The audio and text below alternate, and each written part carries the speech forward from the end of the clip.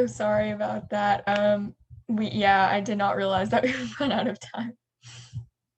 Thanks everyone for rejoining. Hopefully everyone will be able to.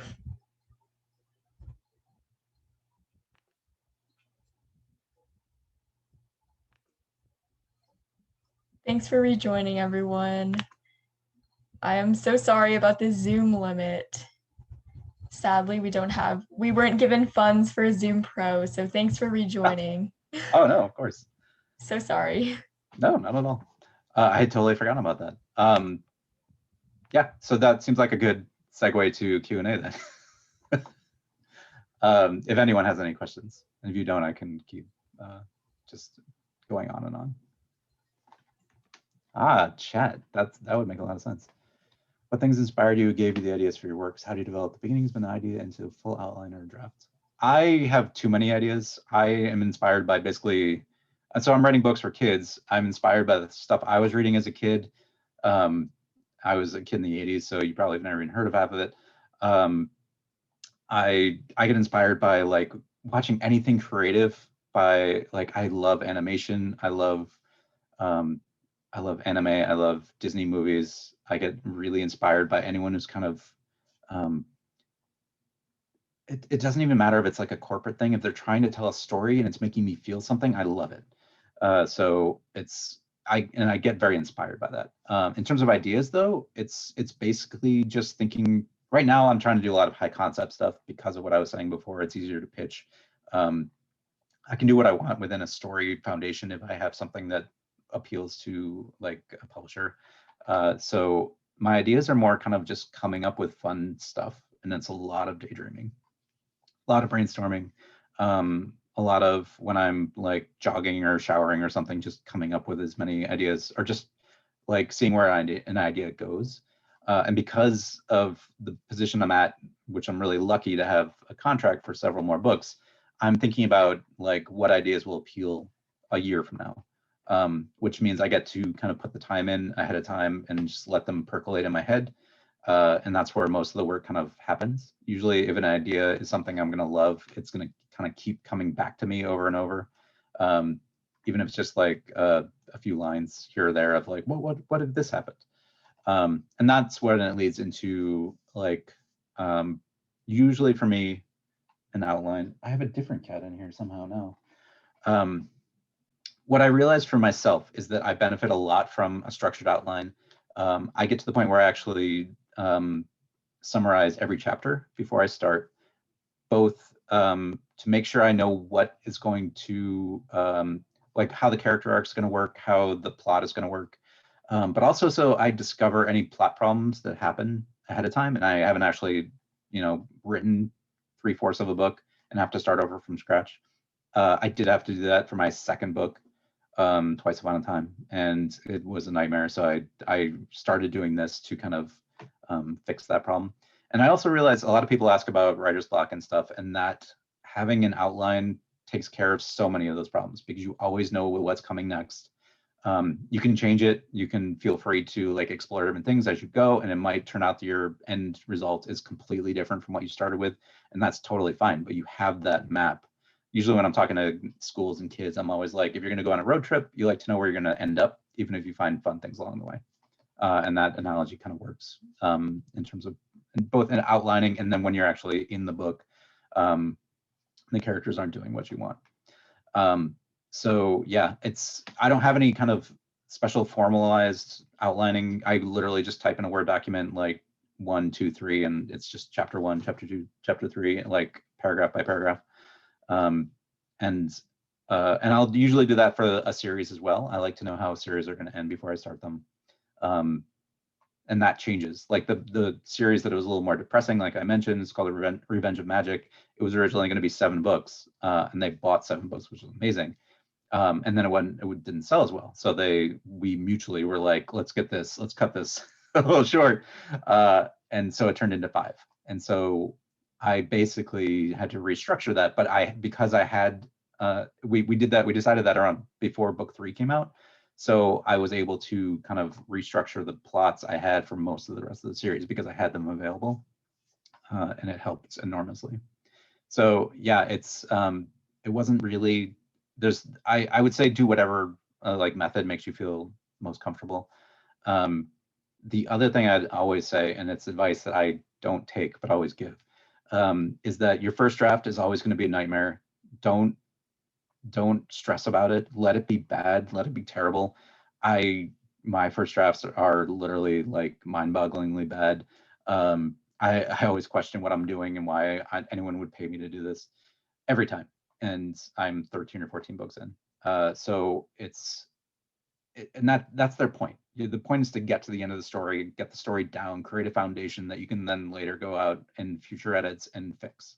I have a friend who basically separates it like in different strata. So they have the plot in the first draft. The second draft is all character elements.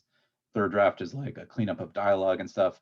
And that's not, I don't think I could do that, but I do sometimes add 40 to 50 pages per draft. So like my first draft might be like 200 pages, and because they're kids' books, they're a little shorter. And then my final draft might be like 250. So, and that might be like 15, 20,000 words. So I'm adding that much usually as I'm going, because the first one is just basically getting the beginnings of the story down. There are times where I feel like I discover a new theme, or I feel like the character is going to change, and I don't discover that until I get to the end of the book, and see how everything comes together, and then that becomes a process of going back and fixing in the edits. So I always try to give the advice of like, don't worry about your first draft. No one's going to see it except for you. They won't see it until you feel like it's ready to show them, and you can do as many drafts as you want to make it good.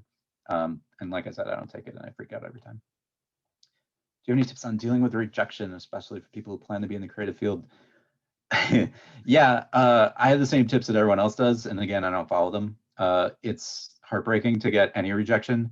And I was literally talking to my agent about picture book ideas because he handles picture books. I was like, that'll be fun. And I was like, you know what? I have a genius idea. And this is going to disgust half of you. But I was like, what if there was like a fart who wants a hug and no one else is willing to go anywhere near him? And I was like, kids would love that. And he's like, James, that's disgusting. And this is below you. This is one of the worst ideas you've ever had. And then I've had some bad ideas, so I know what he's talking about. But like that's from my own agent who has my best interest at heart and whose money is staked on how well I do. And he was just brutal. So that was fun. But also like you have to be able to accept that to get the compliments as well, because when he tells me I have a good idea, I'm like, wow, this must actually be a decent idea, because you never give me compliments. It's definitely tough. It's like I said, I spent 6 years trying to find an agent. So that was back when like I was literally mailing out pitch letters and stuff. So I would get them back by mail and see like these tiny little letters, and it was so depressing, which is why I gave up constantly. So now you get them by email. It's much quicker. I think it helps to remind you that in any creative field, you are dealing with people whose taste is vastly different. There's going to be, just like I was saying with editors, they want to get the books out that they love. Any two people are going to have very different taste. And we all know that's obvious until we want to put out our own creative endeavor. And then it's like, everyone should love this. Why not? But it does help. Like I said, like that first editor at Little Brown was like, this needs to be much more serious. And then the editor who eventually published the book was like, this needs much more fun. They were looking at the exact same manuscript and talking to me. And it's just like everyone can just have their own opinion. So it's okay if someone isn't a fan of something. No one's going to be a fan of that. There will never be, 100% of people will like anything, especially now. It's just, it's good to remind yourself of that. I wish I had better advice because I would take it myself. Thank you for reading my fart who wants a hug. It was brilliant. They just like, they would go around to the other smells and like roses would be like, get away. And then like they would find their own people somewhere, maybe in the garbage. I don't know. He wouldn't let it get that far. So thank you. Let's see. A lot of authors kind of struggle with this. Like they don't know there's a lot of imposter syndrome. You hear about that constantly. You hear about that from like Neil Gaiman, who's like won way too many awards and stuff. And he's like, I never know what I'm doing per book. So that helps too, to like remind yourself that the people you love and whose like writing you could never hope to get anywhere close to are like, oh, you know, I deal with this every day. And they're getting the same snarky comments on Amazon where it's like, who wrote this?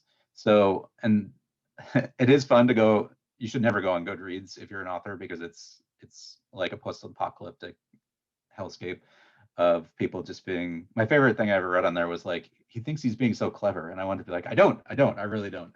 I think I'm the worst. Like, I think I'm the worst person alive. So trust me, I was just trying to have fun.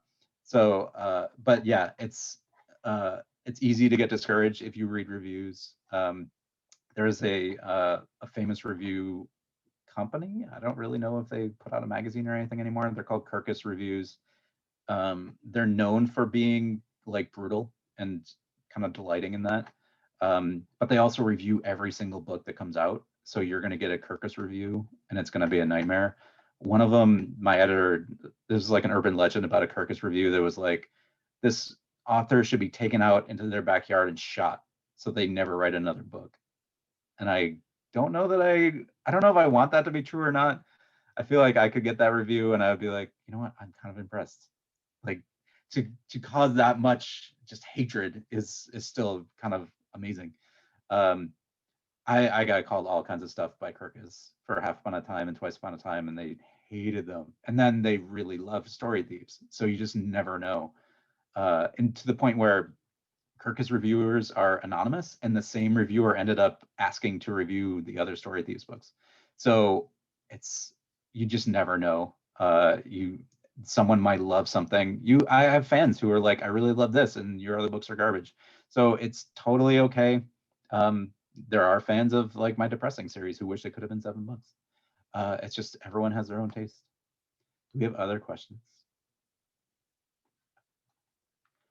Titles. Do you have any tips on making titles? I have a hard time developing good titles that summarize my work.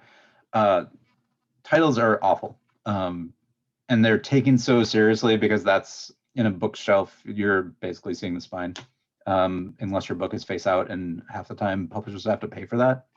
So yeah, I don't know that summarizing is always the best way to go. I don't know that there's any good way to go on titles. And again, it comes down to like everyone's kind of flying by the seat of their pants.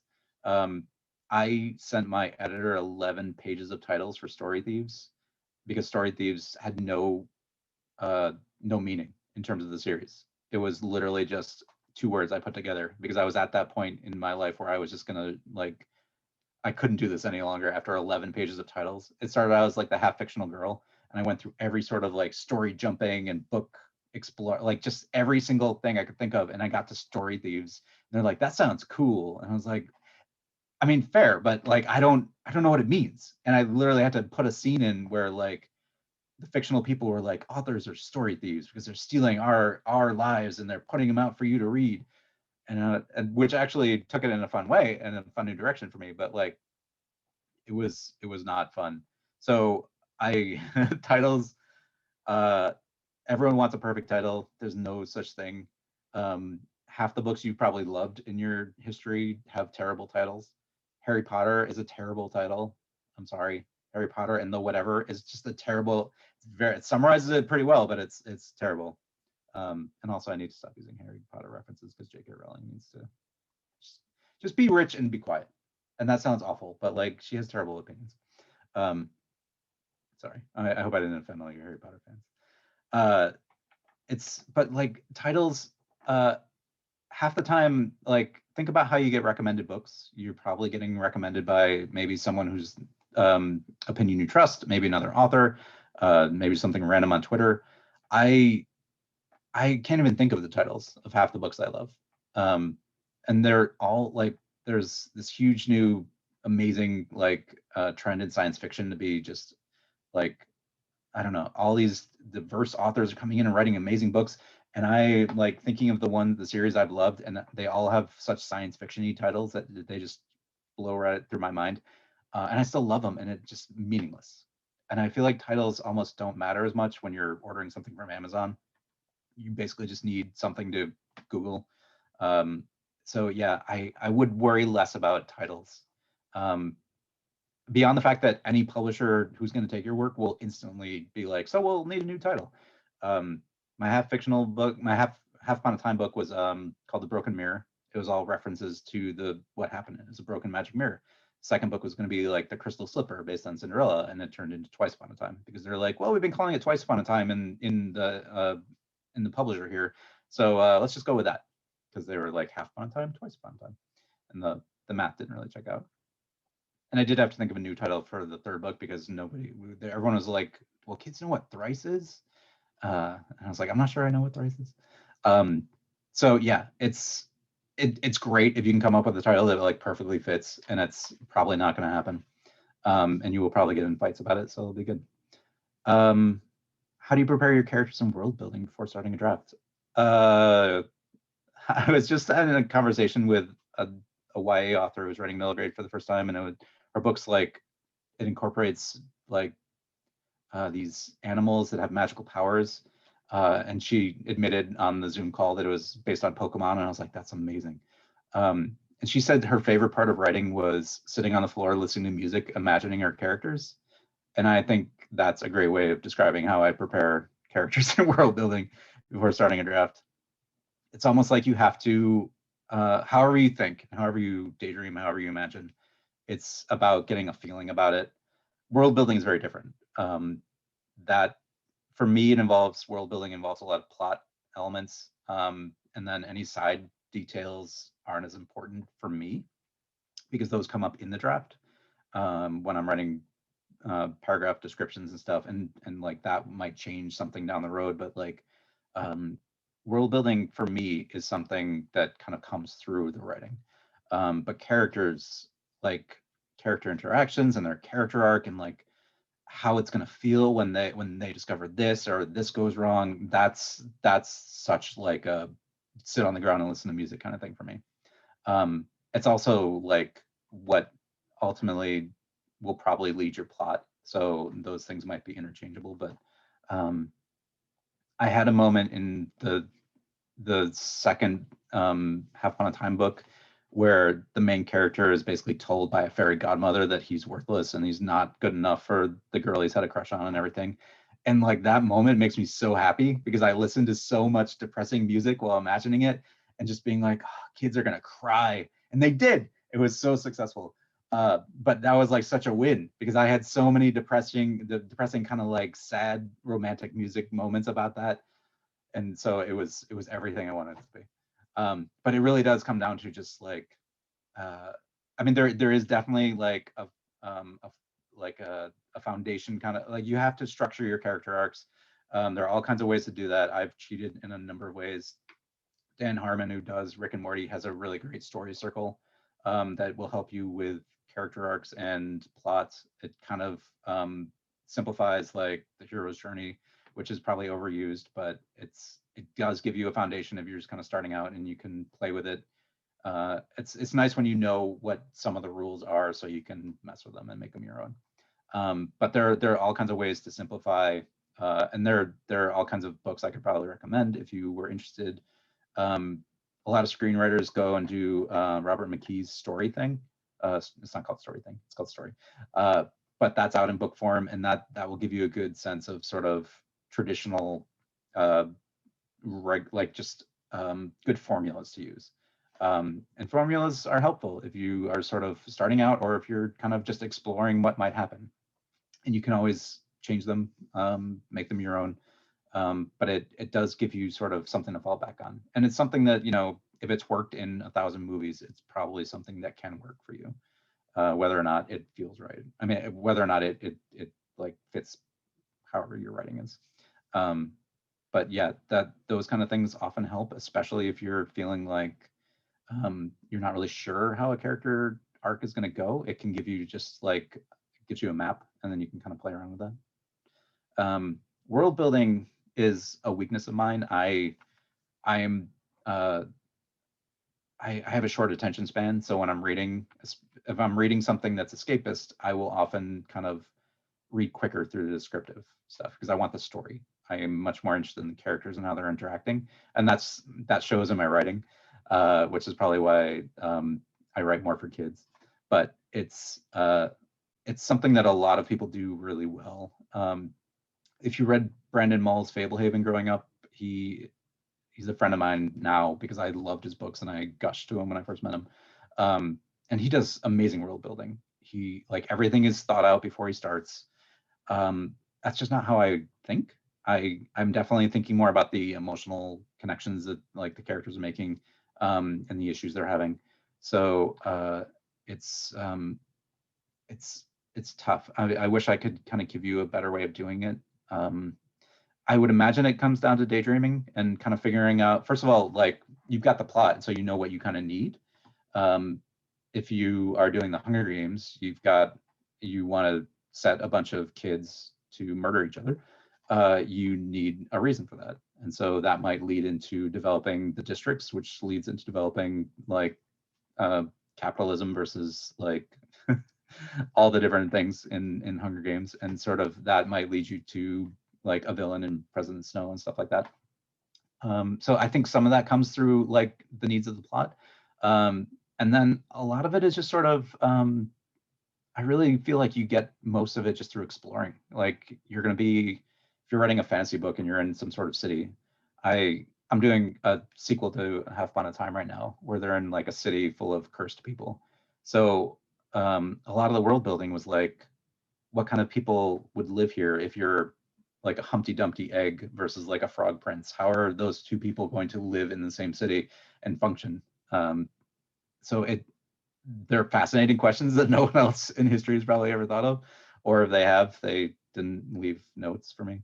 But and hopefully, I mean, if you're telling that story, hopefully that's the kind of question you want to be daydreaming about and think about. And that's already gotten your attention. So that's like half the pleasure. But yeah, I think it really comes down to, like, what you need, and then sort of the rest of it is going to be either stuff that would slow your story down or make for fun tangents, but is not as necessary. So I hope that helps. Thank you for these questions. For all of us who look toward the future, wonder what about ways to break into writing and publishing after school. Do you have any key experiences, mentors, accidents that propelled you toward your work? When did you decide you want to be a writer, if you did decide?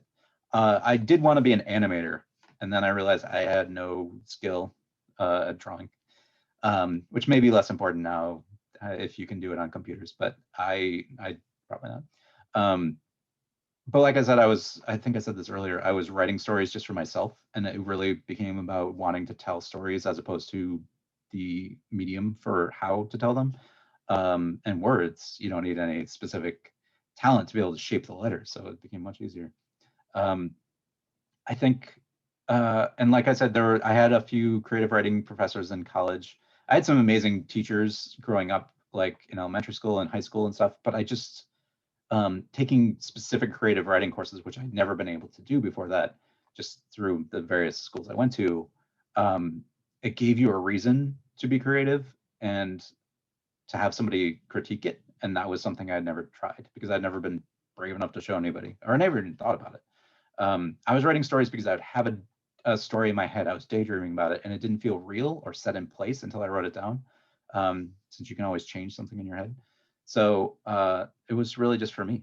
And until that point, when I finally got kind of criticism back, and especially, like, one of the things my past editor who left, and my new editor are both really great about are they give us these big long edit notes. It could be several pages in a Word document, and it's really intimidating. But the only two editors I've worked for have both been amazing about being like, James, this is great. Here's the good things I love about it. And then that's like maybe 2 lines. But, like, they get you in a good state of mind. They're complimenting you. We're all just such suckers for compliments, especially when we think we're the worst writer in the world. So it's like, and that's probably every writer. So anytime they start out and they're like, here's what you did really well, and oh my gosh, like, the fact that you did this, it still blows my mind. Here's some things that we might be able to improve on. And that list turns out to be like a mile long, but that's okay because they loved it. So, I mean, it is like we're all toddlers and we're being tricked, like with a little airplane thing. But I mean, whatever works. So my editors have been amazing. They have all helped me get better, much more so than I ever would have on my own. And some of that's been like against my will, sort of. Like you get these letters, just like apart from the compliments, you're like, well, they don't know what they're talking about. And then you give it like 6 hours, and you're like, all right, that's a decent point. And then like the next day, you're like, wow, that was a really good point. I have no idea how I missed that. So part of it is just getting over your natural inclination to be like protective of your own stuff, and to realize that they also want to make it good. So I would say in terms of mentors, I've never been one for like developing a writing group and going out and meeting other writers. And I know that's a huge benefit to a lot of people, including the author I was just talking about with her Pokemon book. She was like, the first person who sees my book is my writing partner. She doesn't show her husband, she doesn't show her editor. It's just her partner. She's been in this group with someone for years, and she trusts them, and they give her like their honest opinion. So it's amazing. That's just not really. I'm much more introverted. I would never. I don't know. It scares me to show somebody else my work. It scares me to like. I was just pitching my wife a story, and I was like, "This is going to be awful." So, and she's like, "Just tell me. You don't have to. You don't have to like make it. I know that you don't think you're a good writer, so I like your stuff." So it really is kind of hard. So yeah, a lot of people get a lot of benefit out of writing groups. People in their own kind of peer circle who are also writing, and so going through the same stuff, and everyone's feeling down on themselves, so they can both give honest critiques. They can be sources of support. So those are probably also very good. We might be running out of time. Any other questions? I was sort of curious as to how like draw on inspiration from other books or shows or whatnot that you've watched and read, and build off of those things you take inspiration from without like essentially committing intellectual property theft. Because like I admittedly get like my most inspired when I finish like reading or watching something good, and I don't want to translate that into just copying something down the line. So Yeah. I have the problem where I'll hear like a title, or I'll see like a trailer for something, and I'm like, you know, it'd be really amazing, and then it's the exact story they just did. I'm like, all right, well, that's great. It definitely, yeah. I mean, you can watch a movie you love, you can watch a movie you hate, and come up with a way to make it better. And it is basically like you're not going to do a different Hunger Games, whether or not you liked how it ended or not. Even if you have like very strong opinions on how you think it might have ended. That was a personal thing. Yeah, it's I've had a lot of people ask that about like fairy tales. I put in some Disney references that were designed. I mean, they were put in there on purpose because I really loved the Disney movies growing up. Is that if I name a Prince Philip, they haven't trademarked it, so they haven't sued me yet. But like, it's a concern. There are also 1,000 different writers doing fairy tales, and there are going to be similar plots. I usually honestly end up, I don't know if this is good or bad, but I avoid reading other things that are in the same genre or even close to whatever I'm writing. If I'm writing fantasy, I'll probably read more science fiction or more nonfiction. Um, not because I don't want to be inspired. Like there was a comic series called Fables when I was writing Half Upon a Time. I had an amazing idea for the big bad wolf that was like the son of the east wind or something, and that's why he could blow the pigs' houses down. I was like, that's genius, and I want to steal that, so I can't read this comic. So I just stopped because it's I don't want to get inspired too closely by something.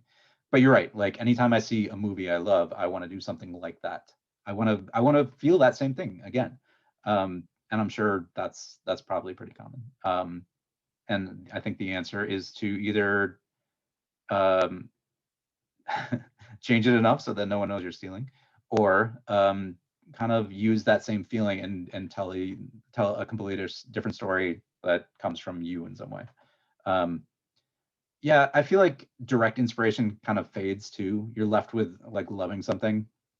I'll watch a movie and be like, I'll have a ton of ideas, and unless they're completely different, but just something like that sets something off, I will ignore them, unfortunately. And there are, I mean, you might get an idea like 20 years later after you read something and have no idea and just be inspired by something that it just got into your subconscious. And I don't think there's any way to kind of mitigate that, but yeah, I would suggest kind of telling your own story, but and if you really are inspired by something, try to take the things that you loved about it, strip them of like the plot or like whatever the thing that you love the most, include that somehow while not getting sued. I hope that helps. I wish I knew. I would just plagiarize everything. So much easier. Any other questions?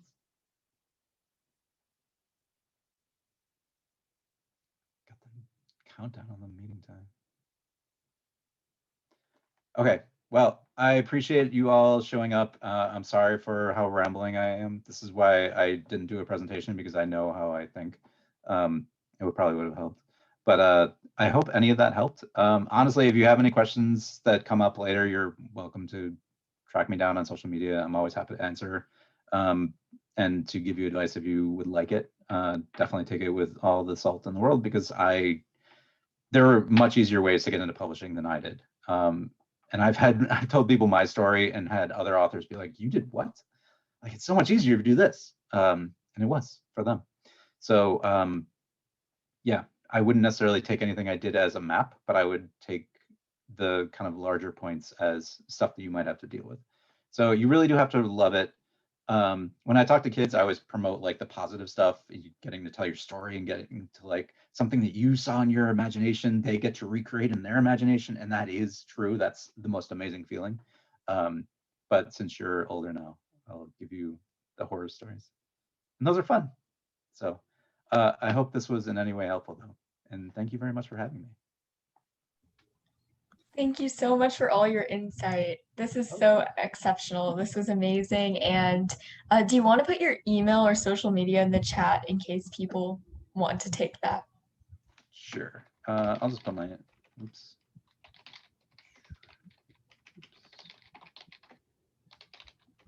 Thanks everyone for coming and for coming, to part 2, part 1.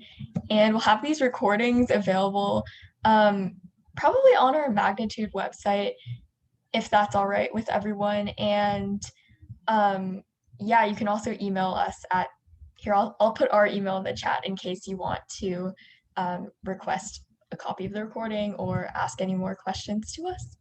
So thanks so much for coming, everyone. Thank you. Thank you. Thank you. Thank you so much. Thank you. Thank you for everything.